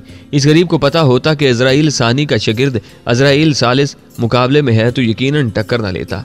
मुझे उसकी बात पर हंसी आ गई थी। मैं सही कह रहा हूँ यार, टेलीस्कोप साइड के अदसे से गोली गुजरना शायद उस्ताद उमर दराज के लिए भी मुमकिन न हो। नहीं, मैंने फौरन नफी में सर हिलाया। उस्ताद जी का फायर मुझसे कहीं गुना बेहतर है। चलो ई ब्लॉग को तो खुशखबरी सुना दें। उसने आई काम ऑन किया और मुतलूबा चैनल के लिए बटन दबाने लगा। अभी तक वो मुतलूबा चैनल तक नहीं पहुंचा था कि एक चैनल पर रोशन खान की मनहूस आवाज सुनाई देने लगी। उसकी साफ और वाज़ेह आवाज सुनते ही मैंने फौरन कहा, सरदार ठहरो, इसकी बात सुनने दो। ई ब्लॉग को बाद में भी इतला दी जा सकती है। वो बटन दबा चुका था। मेरी बात पर दोबारा रोशन खान वाला चैनल लगाया गया। आज किसी की गलती माफ नहीं होगी, इसलिए एहतियात से काम लेना। वो दोनों दिन की रोशनी में कहीं हरकत नहीं कर सकते। हम तैयार हैं कमांडर। हम भी मुख्तलिफ आदमी वक्फे वक्फे से अपने तैयार होने का ऐलान करते गए। सरदार, तुमने वही सुना जो मुझे सुनाई दिया। मैंने धड़कते दिल के साथ सरदार की तरफ देखा। मेरी बात का जवाब दिए बगैर उसने दूरबीन आंखों से लगाई और वो चंद राय के दामन में फैले दरख्तों की तरफ गौर से देखने लगा। अब होशियारी से ऊपर की तरफ बढ़ो और खुद को हत्तल वसे छुपा कर रखो। इन दोनों में से कम एक ऐसा जरूर है जिसका निशाना बेदाग है। अभी अभी मुझे जखीरा टॉप से खबर मिली है कि मुर्शद को आंख में गोली लगी है। राजा साहब, मरने से पहले कौन सी दुआ पड़ी जाती है? दूरबीन आंखों से हटाते हुए सरदार ने संजीदगी से पूछा। मैंने सर खिजाते हुए जवाब दिया, मुसलमान तो कलमा शहादत पढ़ते हैं। तो पढ़ लो भाई, रात के अंधेरे में तो निकल गए थे, अब वो यकीनन हमें नहीं छोड़ेंगे।